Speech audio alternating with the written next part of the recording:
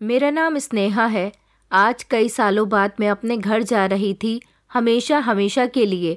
मैं अपनी भाभीयों के साथ रहना चाहती थी, अपने माता पिता के साथ रहना चाहती थी, अपने भाइयों के साथ वक्त गुजारना चाहती थी। लेकिन हर बार ही कोई न कोई प्रॉब्लम आ जाती थी और मैं अपने घर जाने से रुक जाती थी। लेकिन इस बार मैंने फैसला कर लिया था कि मैं अपने घर जाकर ही रहूँगी। आखिरकार अब मेरी पढ़ाई पूरी हो चुकी थी। अब मेरा यहाँ रुकने का कोई फ़ायदा नहीं था। मेरी उम्र 22 साल है और मैं बिजनौर के एक छोटे से गांव की रहने वाली थी। लेकिन अपने गांव में ही रहकर इंटर तक पढ़ाई कंप्लीट करने के बाद मैं गांव से शहर आ गई थी ताकि यहाँ अपनी पढ़ाई कंप्लीट कर सकूं।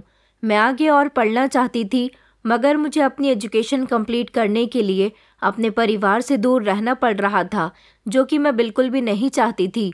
मैं चाहती थी कि मैं हमेशा अपने परिवार के साथ रहूं, अपने माता पिता के पास रहूं। मेरा सारा बचपन जिन माता पिता के साथ गुजरा, उनसे मैं सिर्फ अपनी शिक्षा की वजह से दूर हो गई थी। वैसे तो मैं पढ़ लिख कर कोई नौकरी नहीं करना चाहती थी, सिर्फ मुझे पढ़ने का शौक़ था और मेरा ये शौक़ पूरा करने के लिए मेरे माता पिता और भाइयों ने मेरा पूरा साथ दिया था। मैं 2 भाइयों की इकलौती बहन थी। सबसे बड़े भैया का नाम मोहित और छोटे भैया का नाम अंगद था। मेरे दोनों ही भाई मुझसे बहुत प्यार करते थे। मैंने गरीब परिवार में जन्म लिया था। बचपन से ही मैंने अपने घर में गरीबी देखी थी। जब मैं बहुत छोटी थी तब मेरे दोनों भाई मेहनत मजदूरी किया करते थे। पापा भी काम पर जाया करते थे। फिर धीरे धीरे मेरे भाई बड़े हुए। उन्होंने फैक्ट्री में नौकरी करनी शुरू कर दी। वहाँ उनको अच्छी सैलरी मिलने लगी। मम्मी दोनों ही भाइयों से हमेशा एक ही बात कहती थी कि पैसे कम हैं, पैसे ज़्यादा लेकर आया करो। मैंने हमेशा ये बात नोटिस की थी कि मम्मी दोनों भाइयों को ही ये बात जताती रहती थी कि हमें ज़्यादा पैसों की ज़रूरत है। वो उनको ही घर की परेशानियों के बारे में बताती रहती थी। कभी उन्होंने पापा पर काम का प्रेशर नहीं डाला था। पापा का मन करता तो वो काम कर लिया करते थे और उनका मन नहीं करता तो वो काम नहीं करते थे। और ना ही कभी माँ ने पापा से घर की ज़रूरत के बारे में कुछ भी कहा था। दोनों पति पत्नी एक दूसरे के साथ बहुत खुश रहते थे। बचपन से ही मैंने अपने दोनों भाइयों को मेहनत मजदूरी करते हुए देखा था। उन दोनों के कपड़े हमेशा मजदूरी करने की वजह से गंदगी से भरे रहते थे और उनका शरीर रात को थकान से चूर होता था। सो जाने के बाद उनको होश भी नहीं आता था और सुबह सवेरे थकान की वजह से उनकी ढंग से आंख नहीं खुलती थी। मैंने देखा था कि मैं घर में इधर उधर खेलती फिरती थी। मेरे दोनों भाइयों की उम्र ज़्यादा नहीं थी। मम्मी पापा ने उनको कम उम्र से ही काम पर डाल दिया था। गरीब होने की वजह से वो दोनों शिक्षा हासिल नहीं कर सके थे। लेकिन मैं सबकी लाडली थी। मैं जैसा कहती मेरे माता पिता भी वैसा ही किया करते थे। मैं जैसे जैसे बड़ी हुई तो मेरा एडमिशन स्कूल में करवा दिया गया था। हमारे घर का चूल्हा मेरे दोनों भाइयों की कमाई से चलता था। वो जितना पैसा कमा कर लाते थे वो सारा ही पैसा मम्मी अपने हाथ में ले लिया करती थी। मैंने देखा था कि दोनों भैया में से कभी किसी को बुखार भी आ जाता या किसी के कहीं तकलीफ भी होती थी तो मम्मी पापा उनको आराम नहीं करने देते थे, बल्कि सुबह सवेरे ही उन्हें उठाकर काम पर भेज दिया करते थे। इसी तरह से वक्त गुजरता गया। हम तीनों भाई बहन जवान हो गए। मेरे भाइयों ने कम उम्र से ही काम किया था, इसलिए वो हर तरह के काम में बिल्कुल परफेक्ट हो गए थे। कोई भी मेहनत का काम आसानी से कर लिया करते थे और जवान होने पर उनकी मेहनत रंग लाई थी। वो अच्छे खासे पैसे कमाने लगे थे। एक बड़ी सी कपड़ा बनाने वाली फैक्ट्री में उनकी नौकरी लग गई थी, जहां वो दोनों अच्छे खासे पैसे कमा रहे थे। मेरे पापा तो मनमौजी थे, अपनी मर्जी के मुताबिक ज़िंदगी गुजारा करते थे। जब मैं घर पर होती थी तो मैं मम्मी से कहती थी कि मम्मी पापा क्यों कोई काम नहीं करते, देखो ना दोनों भैया काम कर करके कितने थक जाते हैं। मम्मी कहती थी कि बेटा तुम तो जानती हो कि तुम्हारे पापा से ज़्यादा काम नहीं होता। तुम्हारे पापा जितना काम करते हैं उतने पैसे ले आते हैं। बेटा तुम्हारे पापा की हड्डियां बूढ़ी हो चुकी हैं और बूढ़े शरीर में जवान जैसी ताकत नहीं रहती। अब तुम्हारे दोनों भाई तो जवान हैं। तुम्हारे पिता जब इस उम्र में थे तो उन्होंने भी बहुत काम किया था, मगर अब क्या किया जाए, उनकी सेहत उन्हें ये सब करने की इजाज़त नहीं देती। तुम बहुत भाग्यशाली हो जिसे अंगद और मोहित जैसे भाई मिले हैं। मेरे दोनों बेटे बहुत ही अच्छे हैं। उन्होंने घर को बहुत अच्छे से संभाल लिया है और अब तो ऊपर वाले की कृपा है कि घर में किसी चीज़ की कोई कमी नहीं है। हमारा ये घर कितना टूटा फूटा और पुराना सा था। मेरे दोनों बेटों ने अपनी कमाई से इस घर को कितना सुंदर बना दिया है। मेरे दोनों ही भाइयों को इतनी फुर्सत नहीं होती थी कि वो कभी छुट्टी भी कर ले। उन दोनों की सेहत भी ज़्यादा अच्छी नहीं थी, मगर मैंने देखा था कि मम्मी उनका बहुत ख्याल रखती थी। रात को जब वो घर आते थे तो उनको पेट भरकर खाना खिलाया करती थी। ज़्यादा मेहनत करने की वजह से वो दोनों भाई बिल्कुल फिट थे। ना तो उनके पेट निकले हुए थे और ना ही वो मोटे थे। उनके अंदर बहुत फुर्ती थी। हाँ, घर में हमेशा आराम करने की वजह से मेरे पापा ज़रूर मोटे हो गए थे, जिनका पेट बाहर निकल आया था और जो सारा दिन चारपाई पर बैठकर मम्मी से गप्पे लड़ाते रहते थे। जैसे ही मेरा इंटर कंप्लीट हुआ तो मैं घर में बोर रहने लगी थी। मम्मी तो ज़्यादातर घर के काम में लगी रहती थी और पापा वहीं इधर उधर की बातें घुमाते रहते थे। मैं उनकी बातों से बोर हो जाती थी। मेरा स्कूल ख़त्म हुए सिर्फ कुछ ही महीने गुजरे थे। मेरे साथ की सारी सहेलियों ने अपना कॉलेज में एडमिशन करवाया था और वो सभी दिल्ली पढ़ने के लिए गई थी। मैंने सोचा कि मुझे भी वहीं पढ़ने जाना चाहिए। मैंने इस बारे में जब अपने मम्मी पापा से बात की तो उन्होंने मुझे इतनी दूर भेजने से फ़ौरन ही इनकार कर दिया। उन्होंने कहा कि तुम्हें आगे पढ़ने की क्या ज़रूरत है, हमें कौन सा तुमसे नौकरी करवानी है जो तुम इतना पढ़ना चाहती हो। मैंने कहा कि मुझे अपना शौक़ पूरा करना है, वैसे भी मैं सारा दिन घर में बोर हो जाती हूँ। मैंने अपने माता पिता से बहुत ज़िद की तो उन्होंने मेरी ज़िद पूरी नहीं की। मैं उस दिन घर में उदास बैठी हुई थी जब मेरे दोनों भाई काम से वापस आए। मेरे दोनों भाई जब काम से वापस आते थे तो मुझसे बहुत देर तक बातें किया करते थे। कहते थे कि तुमसे बातें करने के बाद हमारे सारे दिन की थकान उतर जाती है। मगर उस दिन मैं उदास बैठी हुई थी, इसलिए उन दोनों से कोई बात नहीं कर सकी। वो दोनों कहने लगे कि क्या हुआ, हमारी बहन उदास क्यों है, उसके चेहरे पर आज मुस्कुराहट क्यों नहीं है।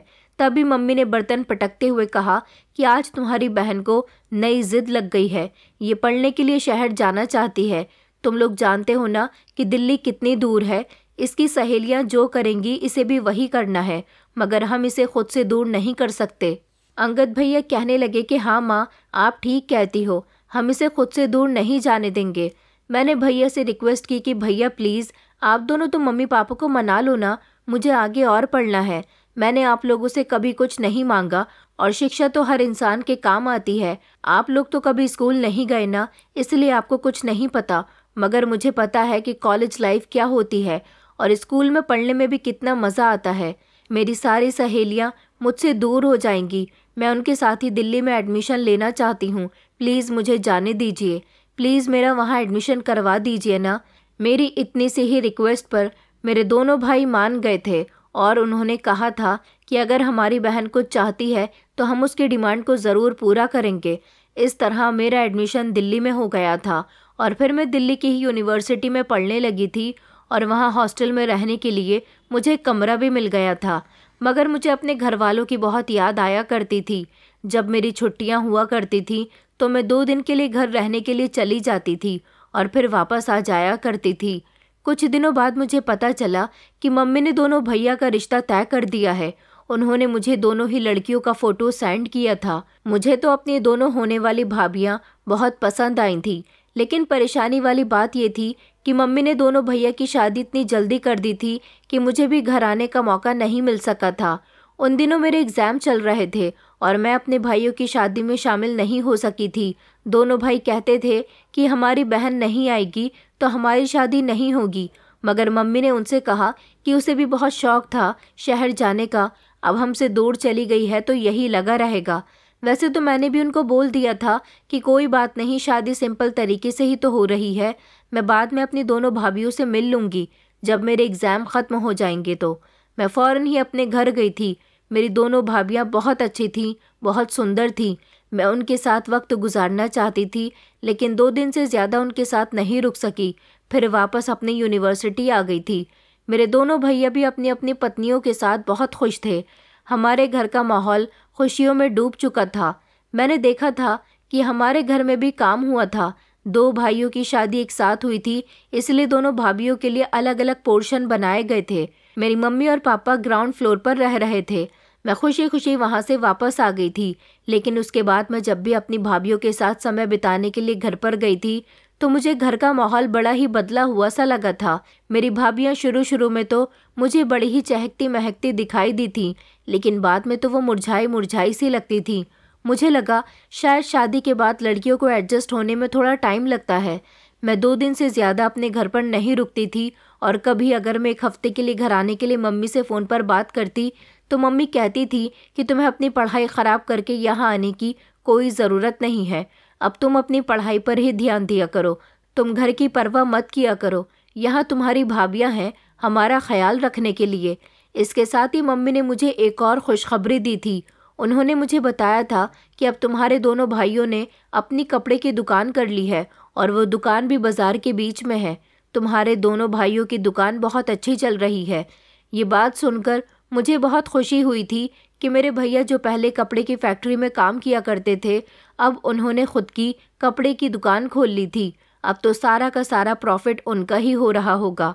अपने भाइयों की कामयाबी से मुझे हमेशा खुशी हुई थी, लेकिन मैं हैरान इस बात पर होती थी कि पहले तो मम्मी मुझे शहर नहीं आने दे रही थी, और अब जब मैं घर आने के लिए जब भी मम्मी से कहती तो वो मुझे यही कह दिया करती थी कि तुम बस अपनी पढ़ाई पर ध्यान दिया करो, यहाँ ज़्यादा मत आया करो, यहाँ आने से तुम्हारी पढ़ाई में नुकसान हो जाता है।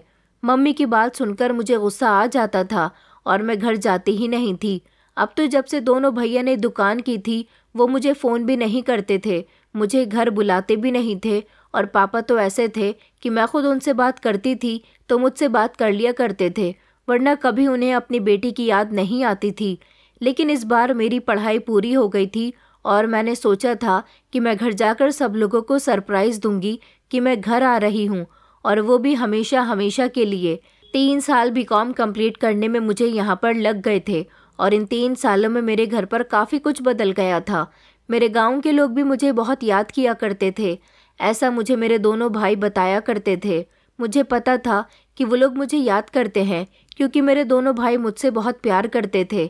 भैया तो अच्छे थे, भाभियाँ भी अच्छी थी। जब मैं उनकी शादी के बाद घर जाया करती थी तो वो मुझसे बहुत अच्छे से पेश आती थी, लेकिन जब मैं यहाँ आ जाती थी तो किसी से इतना नहीं होता था कि कोई मुझसे फ़ोन पर बात भी कर ले।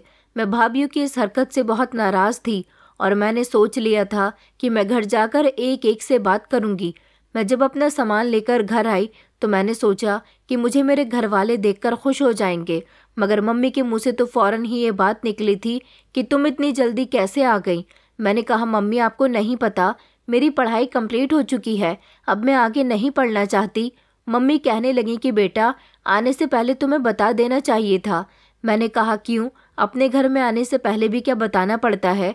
पापा कहने लगे अरे मेरी बेटी को क्यों तंग कर रही हो, अब वो आ गई है ना, बस तुम ध्यान रखना। ये बात पापा ने माँ की तरफ देखते हुए कही थी। मैंने फ़ौरन ही पापा की तरफ देखा और कहा कि किस बात का ध्यान रखना है पापा। पापा ने मुस्कुराकर कहा कि नहीं नहीं बेटा कुछ नहीं। इतने में ही माँ ने मेरी छोटी भाभी नव्या को आवाज़ लगाई, अरे छोटी बहू जल्दी से आकर देखो कौन आया है, पानी लेकर आओ, तुम्हारी नंद आई है। नव्या भाभी ट्रे में पानी लेकर धीमे धीमे कदमों से चलती हुई मेरी तरफ आई थी। उन्होंने मुझे पानी दिया। उनको देखकर मुझे ऐसा लग रहा था जैसे बेचारी न जाने कब से बीमार हैं। मैंने कहा भाभी आप इतना धीरे क्यों चल रही हो, क्या आपकी तबीयत ठीक नहीं है। वो मुझे पहले से बहुत ज़्यादा कमज़ोर नज़र आ रही थी। मम्मी ने उनको इशारा दिया कि जाकर देखो चूल्हे पर दाल चढ़ाई है, कहीं जल न जाए। भाभी तो वहाँ से चली गई थी। मम्मी कहने लगी कि बेटा तुमने इनको बहुत दिनों बाद देखा है ना, इसलिए तुम्हें ऐसा लग रहा है। मुझे अपना घर भी बहुत पसंद आया था। हमारे घर में मरम्मत का काम हुआ था, दोनों भाइयों के लिए कमरे बने थे और नया पेंट भी हुआ था, इसलिए घर बहुत अच्छा लग रहा था। अचानक ही मेरी नज़र नीचे वाले पोर्शन पर गई जहाँ एक कोने की तरफ को सीढ़ियाँ जा रही थी। मैं जैसे ही उधर की तरफ गई तो पापा कहने लगे कि बेटा वहाँ पर कुछ ज़रूरी सामान रखने के लिए एक छोटा सा तहखाना बनवा दिया है। मैंने कहा मतलब कि बेसमेंट। पापा कहने लगे कि हाँ हाँ बेटा वही। दोनों भाई अपनी दुकान पर गए हुए थे। मुझे बड़ी भाभी कहीं दिखाई नहीं दे रही थी, उनका नाम चेतना था। मैंने कहा मम्मी चेतना भाभी कहाँ है। मम्मी कहने लगी कि बेटा वो आराम कर रही है, उसकी तबीयत कुछ ठीक नहीं है। मैंने कहा अच्छा रुकिए, मैं ज़रा उनके कमरे में होकर आती हूँ। ये कहते हुए जैसे ही मैंने अपने कदम बढ़ाए तो मम्मी ने मेरे हाथ पकड़ लिया और कहने लगी कि बेटा तुम थोड़ी देर आराम कर लो, उसके बाद सबसे मिल लेना। रात हुई तो दोनों भाई के घर आने का टाइम भी हो गया था। तभी चेतना भाभी और नव्या भाभी दोनों ही मुझे बड़ी अजीब नज़रों से देख रही थी। मैंने देखा कि चेतना भाभी की हालत भी बहुत कमज़ोर हो रही थी। उनकी आंखों के नीचे काले घेरे थे। मैंने अपने दोनों भाइयों से कहा, क्या मेरी भाभीियों को यहाँ खाना नहीं मिल रहा? मेरी भाभियाँ कितनी कमज़ोर हो गई हैं। इस बात पर मेरी दोनों भाभियाँ तो कुछ नहीं बोली। भैया कहने लगे, क्या करें, जिस दिन से दोनों घर में आई हैं दोनों की दवाइयाँ ही चलती रहती हैं। दोनों अपने शरीर में दर्द बताती रहती हैं। घर में माँ भी उनसे ज़्यादा काम नहीं करवाती, फिर भी इन लोगों को पता नहीं क्या परेशानी है। मैंने कहा, अरे ये तो बहुत ही अजीब बात है, तो फिर आप लोग लापरवाही ना करें, दोनों भाभियों को शहर के अस्पताल लेकर जाएं, वहाँ उनका इलाज करवाएं। इतने में ही मेरी मम्मी बोल पड़ी और कहने लगी कि अच्छा अच्छा तुम खामोश रहो, जब से आई हो बोले चली जा रही हो, और अब खाना खाकर अपने कमरे में जाकर आराम करना। मैं खामोश हो गई थी और खाना खाने के बाद कमरे में जाकर आराम करने लगी थी। रात को मैं सो गई थी। सुबह के लगभग 7 बजे का टाइम हो रहा था जब मुझे किसी के रोने की आवाज़ आने लगी। मैं जैसे ही उठकर कमरे से बाहर निकली तो मैंने देखा कि मेरी छोटी भाभी अपनी टांगों में सर रखकर ज़मीन पर एक तरफ बैठकर रो रही थी। उनको जब मैंने रोते हुए देखा तो मैं उनके पास गई कि भाभी आप रो क्यों रही हो, क्या बात है? भाभी, और इतनी सुबह सुबह आप यहाँ पर क्या कर रही हो? भाभी ने जल्दी से मुझे देखकर अपने आंसू साफ किए और वो कहने लगी कि कुछ नहीं स्नेहा, मैं रो नहीं रही, बस मेरी आंख में कुछ आ गया था। और तुम इतनी सुबह सुबह क्यों उठ गई हो? चलो जाओ अपने कमरे में जाकर आराम करो, मैं भी जा रही हूँ। ये कहकर वो फौरन ही अपने कमरे में चली गई। बड़ी अजीब बात थी, उन्होंने झूठ क्यों कहा कि वो रो नहीं रही थी? मैंने खुद अपनी आंखों से उनको रोते हुए देखा था। कई दिन इसी तरह से गुजर गए थे। मेरी दोनों भाभियों के चेहरे से तो जैसे मुस्कुराहट खत्म ही हो गई थी।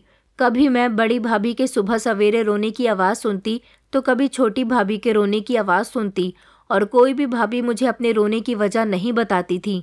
एक दिन मेरे गांव की सहेलियां मुझसे मिलने के लिए आई हुई थी। जब मेरी दोनों भाभियां उनके लिए नाश्ता लगाने लगी तो अचानक बड़ी भाभी के हाथ से चाय की ट्रे गिर गई, जिसकी वजह से सारा फर्श गंदा हो गया था और भाभी बहुत घबरा गई।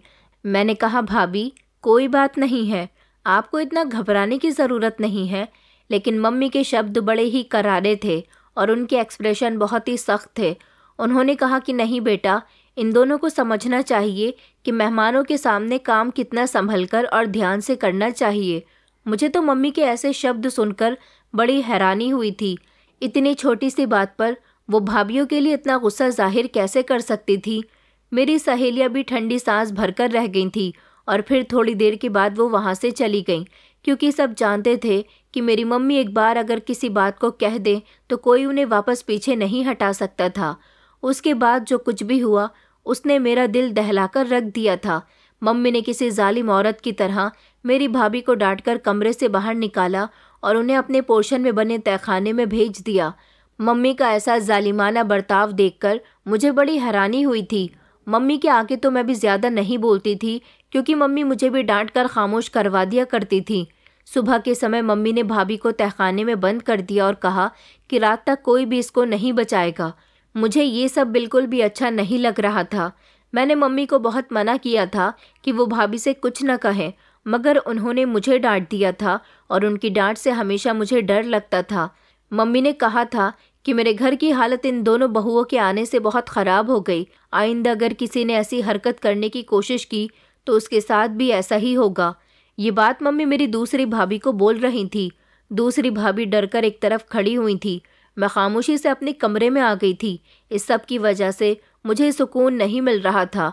पूरे दिन के लिए भाभी को तहखाने में मम्मी ने बंद कर दिया था। मुझे नहीं पता था कि मम्मी ने उनको रात तक के लिए बंद कर दिया है। मुझे तो लगा कि शायद उन्होंने तहखाने की सफाई करने की सज़ा उन्हें सुनाई है, मगर सुबह की बंद हुई भाभी को जब मैंने रात को तहखाने से निकलते हुए देखा तो मेरे पैरों तले से ज़मीन निकल गई थी कि सुबह से भाभी उसमें बंद थी। मुझे बहुत हैरानी हुई थी। भाभी की हालत बहुत ख़राब थी, उनसे ठीक से चला भी नहीं जा रहा था।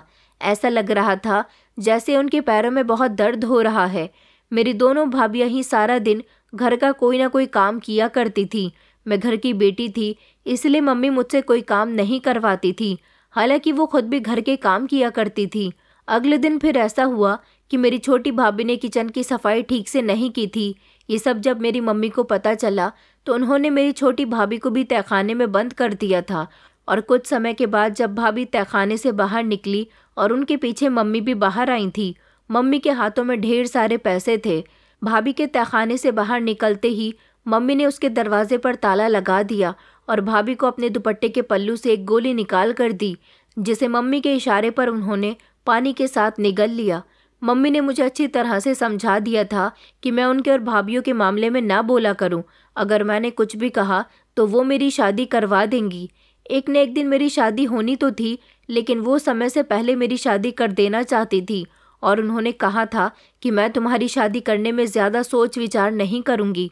तुम जानती हो कि जल्दबाजी के फैसले हमेशा गलत होते हैं। वो मुझे इतना डरा दिया करती थी कि मैं कुछ भी सोच समझती नहीं थी और बस खामोशी से जो घर में हो रहा था वो सब कुछ देखती रहती थी। भाभी तो कमरे में चली गई थी, उनसे ठीक से चला भी नहीं जा रहा था, वो लंगड़ा लंगड़ा कर चल रही थी। भाभी अपने कमरे में जाकर गहरी नींद में सो गई थी। मैं बहुत परेशान थी। मैं नहीं जानती थी कि आखिर मेरे घर में क्या चल रहा है और इस तहखाने का क्या राज है। चलो, तहखाना बंद करने वाली बात तो समझ आती है, लेकिन वो लंगड़ाकर क्यों चल रही थी? क्या किसी ने उनके साथ मारपीट की थी या फिर कोई और बात थी? मम्मी ने कहा था कि इस घर में जो कुछ हो रहा है वो सब खामोशी से देखती रहना, कभी अपने भाइयों को भी कुछ बताने की कोशिश मत करना। मेरी मम्मी ने मुझे इस तरह से डरा दिया था कि मैं कुछ भी नहीं कर पा रही थी। घर में ये सब होने की वजह से रात को मैं ठीक से नहीं सो पाती थी। भाभियाँ भी कुछ नहीं कहती थी। मेरे सामने बार बार भाभियों का बेबस और मुरझाया हुआ चेहरा आ जाता था। अगर भाभी की गलती थी तो मम्मी ने इतने प्यार से उन्हें कमरे में क्यों भेज दिया? अब एक नया सवाल मेरे दिमाग में घूम रहा था। मेरे पापा सारा दिन घर के आंगन में बिछी चारपाई पर बैठे रहते थे। वहीं पर बराबर में मम्मी भी जाकर बैठ जाती थी और दोनों पति पत्नी आपस में न जाने क्या क्या खुसुर पुसुर करते रहते थे। रात को जैसे ही दोनों भाइयों के घर आने का टाइम होता तो भाभियाँ ऐसे रिएक्ट करती थी जैसे उनको कुछ हुआ ही नहीं था, और सारा दिन वो ऐसे रिएक्ट करती थी जैसे बहुत ज़्यादा बीमार हैं और उनसे ठीक से चला भी नहीं जा रहा। अब ऐसा हर रोज़ ही होने लगा था।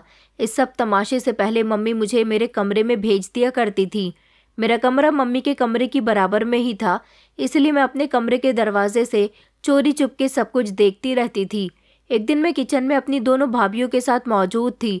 उस दिन घर में मम्मी नहीं थी, तो मैंने अपनी छोटी भाभी से पूछा कि भाभी, आप उस दिन लंगड़ाकर क्यों चल रही थी? जिस पर वो खामोश होकर सर झुका गईं और कुछ न बोली। भाभी की खामोशी पर मैंने उनसे कुछ भी पूछना बंद कर दिया, लेकिन मैं जानना चाहती थी कि आखिर क्या बात है।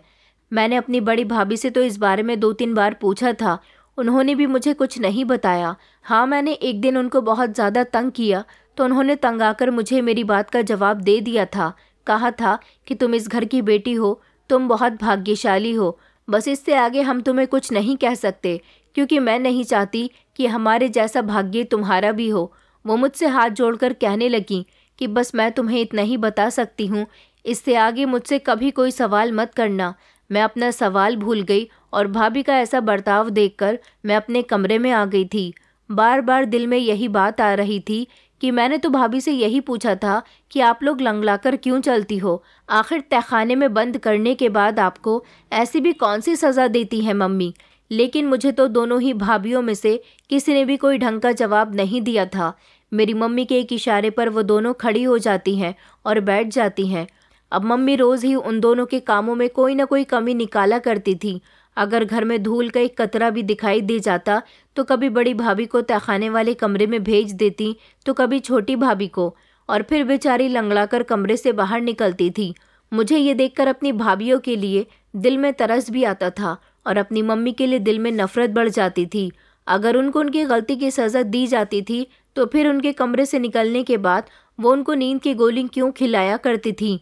मेरे दोनों ही भाई काम में इतने बिजी होते थे कि रात को घर में देर से आते थे और सुबह को दिन निकलने से पहले ही दुकान पर चले जाते थे।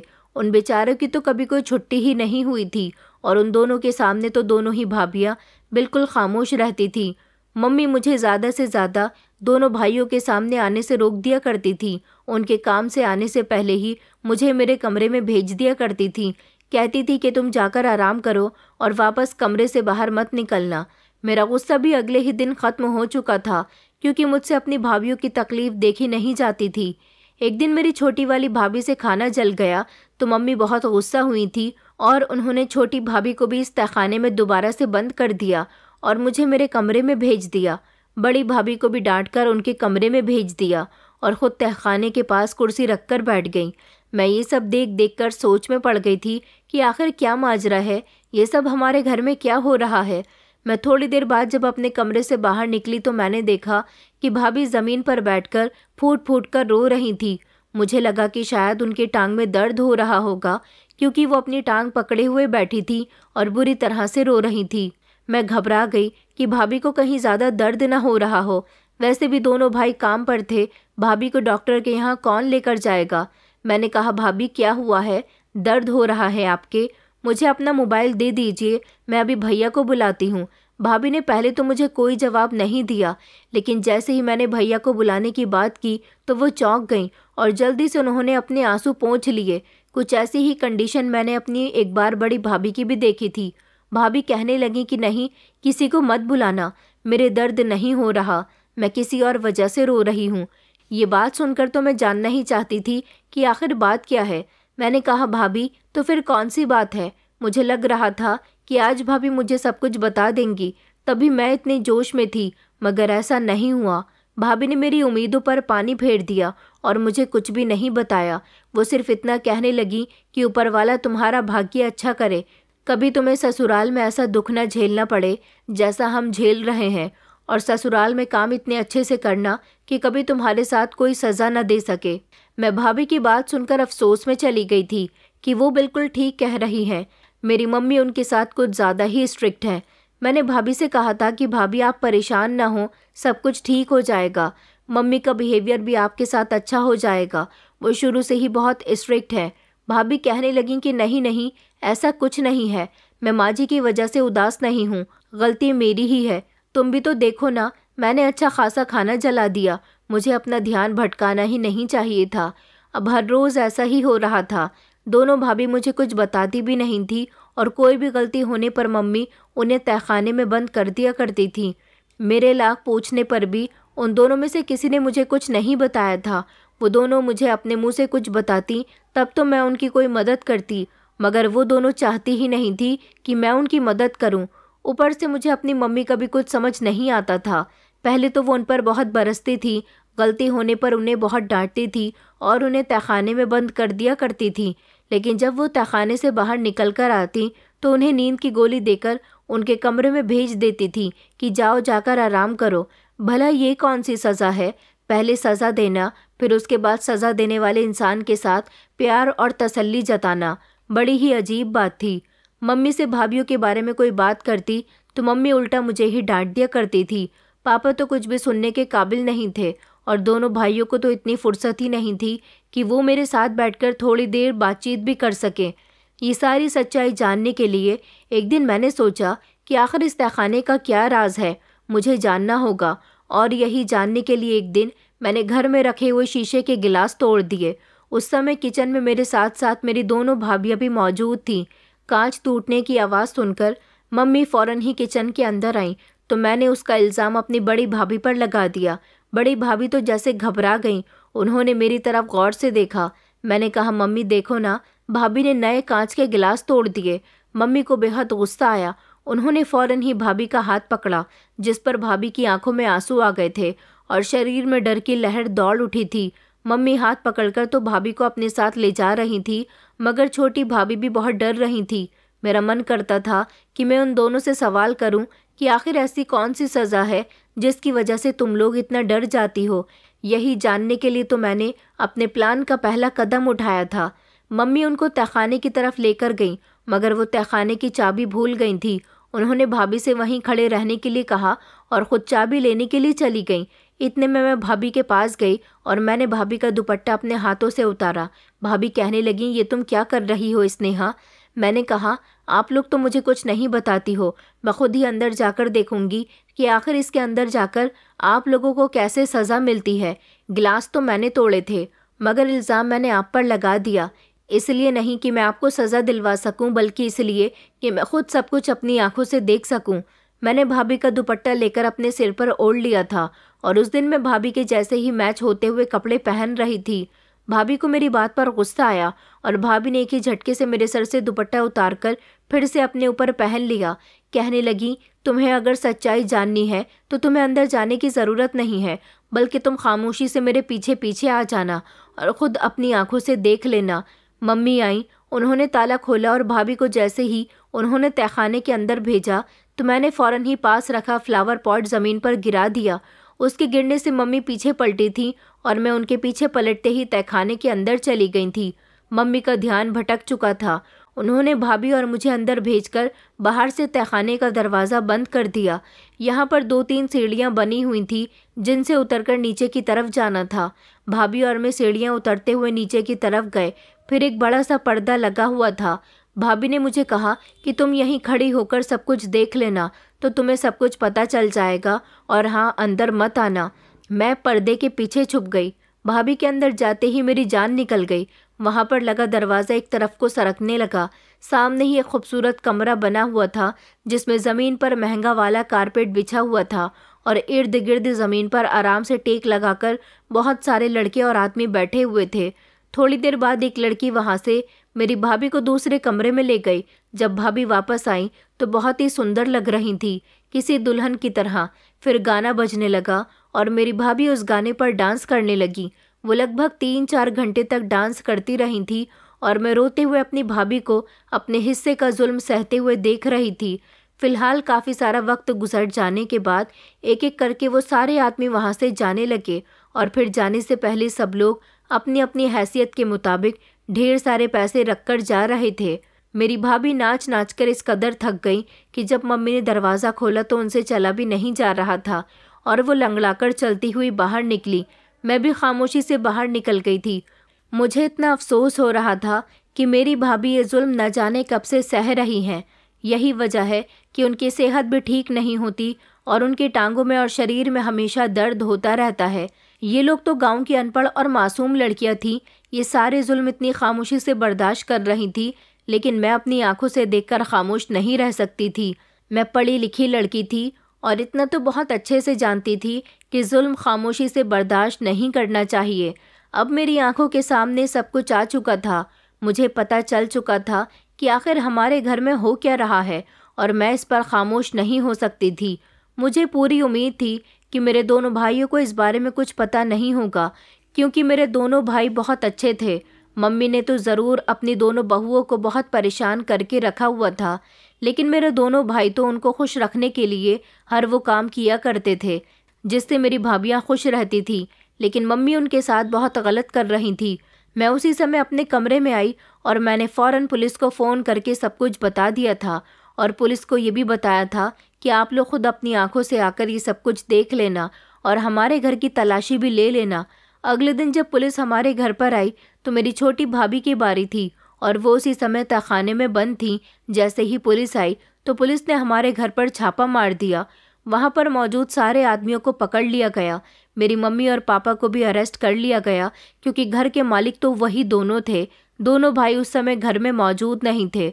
मम्मी पापा हैरान थे कि पुलिस को आखिर किसने बुलाया और पुलिस को पता भी कैसे चल गया कि यहाँ पर नाच गाने का अड्डा चल रहा है। पुलिस ने जब मेरे मम्मी पापा को अरेस्ट किया तो उनको बता दिया था कि हमें इसी घर से फ़ोन किया गया था। मम्मी पापा चिल्ला रहे थे कि हमें छोड़ दो, हमने कुछ नहीं किया, ये सब कुछ हमारी दोनों बहुएं कर रही थी। मेरी दोनों भाभियां बहुत डरी हुई थी। उस समय मैं सामने आई और मैंने पुलिस को बताया कि आप लोगों को मैंने फ़ोन किया था। ये सब सुनकर मम्मी पापा के तो होश ही उड़ गए थे, क्योंकि उन्हें अपनी बेटी से ऐसी उम्मीद नहीं थी। मैंने उनको बताया कि मैं सारी सच्चाई जान चुकी हूँ। भाभियों को इस तहखाने में बंद करने के बाद उनके साथ क्या किया जाता है, ये खबर उड़ते उड़ते पूरे गांव में फैल गई थी कि मेरे मम्मी पापा को पुलिस ने अरेस्ट कर लिया है और किस जुर्म में अरेस्ट किया है, ये बात भी उन्हें पता चल गई थी। अभी पुलिस हमारे घर में ही थी और ख़बर घूमते घूमते मेरे दोनों भाइयों की दुकान तक भी पहुंच गई थी। जब उनको ये बात पता चली तो उन दोनों के होश उड़ गए और उन दोनों ने जल्दबाजी में अपनी दुकान को बंद किया और फ़ौरन ही घर पहुंचे थे। दोनों भाई घर आए तो पुलिस वालों से कहने लगे कि आपने आखिर किस जुर्म में हमारे माता पिता को अरेस्ट किया है। मैंने भैया को सब कुछ बता दिया। मैंने बताया कि ये सब कुछ आपकी पत्नियों के साथ न जाने कब से हो रहा है और ये सब करने वाला कोई और नहीं बल्कि मम्मी है। दोनों भाइयों को यकीन नहीं हुआ। उन्होंने मुझे डांट लगाई और कहा कि तुम्हारी हिम्मत कैसे हुई हमारी मम्मी के बारे में ऐसी बात करने की, और बेटा तुमने पुलिस को इस मामले में क्यों घसीट लिया। जैसे ही बड़े भैया की नज़र अपनी पत्नी पर गई तो उनका चेहरा फक पड़ गया था। मैंने भैया से कहा, भैया मम्मी सच में ऐसा करती हैं। मैंने भाभीियों की तरफ देखकर कहा, आखिरकार आप लोग कब तक इस तरह खामोश होकर ये जुल्म सहती रहोगी। अब समय आ गया है कि आपको अपना मुंह खोलना होगा और सबको सच्चाई बतानी होगी। मम्मी तो बहुत चिल्ला रही थी कि मैंने कुछ नहीं किया, मुझे छोड़ दो, मुझ पर इल्ज़ाम लगाया जा रहा है। वहाँ जो मर्द मौजूद थे और मेरी भाभी का डांस बड़े मज़े लेकर देख रहे थे और उन पर खूब पैसा लुटा रहे थे, उनसे पूछताछ की गई तो उन्होंने बताया कि ये सब कुछ करने वाली यही औरत है। हम तो कई सालों से यहाँ आते हैं और इन दोनों लड़कियों का डांस देखते हैं, इनकी कीमत भी देकर जाते हैं। ये सुनकर मेरे भैया के पैरों तले से ज़मीन निकल गई। वो धीरे धीरे चलते हुए माँ की तरफ गए और कहने लगे कि माँ, आखिर आपने हमारी पत्नियों के साथ ऐसा क्यों किया। और पिताजी आप भी ये सब कुछ जानते थे। अगर जानते थे तो आपने अपनी बहुओं को रोकने की कोशिश क्यों नहीं की, उन्हें बचाया क्यों नहीं। आज मम्मी पापा के पास झूठ बोलने का कोई रास्ता नहीं था। मम्मी पापा दोनों ही सर झुकाकर खड़े हुए थे। पुलिस वाले कहने लगे कि जो भी बताना है जल्दी जल्दी बताओ, हमें इनको थाने लेकर जाना है। मम्मी ने शर्मिंदा होते हुए कहा कि बेटा हमें माफ़ कर दो, हम बहुत लालची हो गए थे।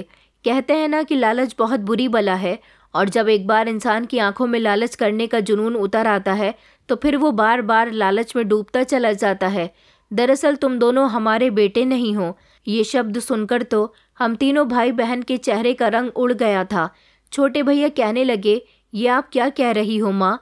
पिताजी कहने लगे कि हाँ बेटा, सही कह रही है। शायद हमारे अपने बेटे होते तो हम उनकी पत्नियों के साथ ऐसा कभी ना करते। तुम दोनों हमारा खून नहीं हो। कई सालों पहले हम अपने गांव में रहा करते थे। वहाँ पर हम लोग बहुत गरीब थे। मैंने गांव के एक आदमी की जेब से 2000 रुपये चुरा लिए थे और मुझे पैसे चुराते हुए वहाँ पर मौजूद कुछ लोगों ने देख लिया था। मुझे पकड़कर वहाँ बहुत बुरा मारा गया। मुझसे पैसे भी छीन लिए गए और मुझे सज़ा भी दी गई। सज़ा ये थी कि हमें अपना घर छोड़कर जाना होगा, यहाँ तक कि गांव भी छोड़कर जाना होगा, क्योंकि वहाँ के सरपंच जी ने हमें यही सज़ा दी थी। उन्होंने कहा था कि हमारे गांव में चोर नहीं रह सकते, क्योंकि हमारे गांव में बहुत कम चोरी होती थी और अगर कोई चोरी कर भी लेता तो उसके लिए सज़ा बड़ी ही ख़तरनाक होती थी। फिर भी मुझे मेरी बेटी की खातिर सज़ा नहीं दी गई। मैं अपनी पत्नी और बेटी का इकलौता रखवाला था। मेरी सज़ा यही थी कि मैं इस गांव को छोड़कर चला जाऊं। इसलिए मैं स्नेहा और तुम्हारी माँ को लेकर शहर आ गया था। शहर आने के बाद हमारे दिन बहुत बुरे गुजरे थे। हम लोग सड़कों पर सो रहे थे। हमारे पास रहने का कहीं ठिकाना नहीं था।